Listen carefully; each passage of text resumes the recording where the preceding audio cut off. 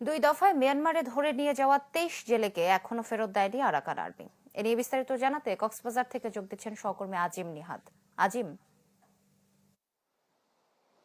ভিশনের ফুলঝুরি mega অফারে fridge কিনলেই পাচ্ছেন ১৬ পিসের আকর্ষণীয় গিফট বক্স একদম ফ্রি।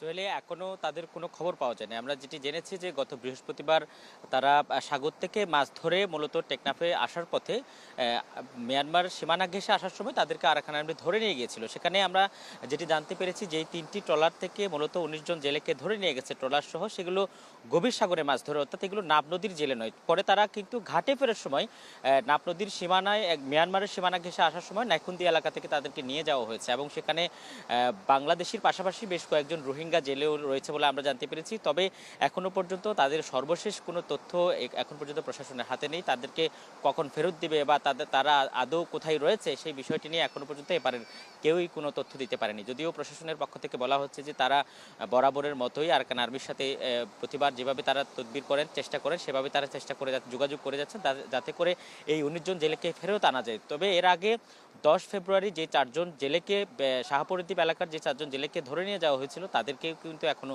ফেরত দেয়নি। তাদের জন্য প্রথম দিন নিয়ে যাওয়ার পরের দিন তাদের সাথে একবার যোগাযোগ করার সুযোগ দিয়েছিল পরিবারের সাথে, কিন্তু এর পরে তাদেরকে কোথায় রাখা হয়েছে, আরাকান আর্মি কোথায় নিয়ে গেছে সেটি এখনো পরিবার জানে না। বিজিবির পক্ষ থেকে যদিও পরিবারগুলোকে আশ্বস্ত করা হয়েছে যে তারা তাদেরকে ফেরত আনার জন্য চেষ্টা করে যাচ্ছেন, কিন্তু এখনো কোনো তথ্য পায়নি। ফলে এই নাপ নদী দীর্ঘদিন, আপনি জানেন যে প্রায় ৮ বছরেরও বেশি সময় ধরে এটি কিন্তু বন্ধ ছিল। পরে খোলার সাথে সাথে এই অরাজকতাটা শুরু হয়েছে। যদিও এটি গত ১-১.৫ বছর ধরে চলে আসে, কিন্তু এখন আরও বেশি করে আরাকান আর্মির ধরে নিয়ে যাওয়ার বিষয়টি অনেক বেশি করে দেখা যাচ্ছে। প্রায় সময় যেটি আরাকান আর্মির পক্ষ থেকে অভিযোগ তোলা হয় যে এপারে তারা মূলত সীমানা ক্রস করতে গিয়ে মূলত তাদেরকে নিয়ে যায়, কিন্তু এখন আমরা যেটি দেখতে পাচ্ছি যে নিয়ে যাওয়া নিয়ে বিস্তারিত জানাচ্ছিলেন সহকর্মী আজিম নিহাদ।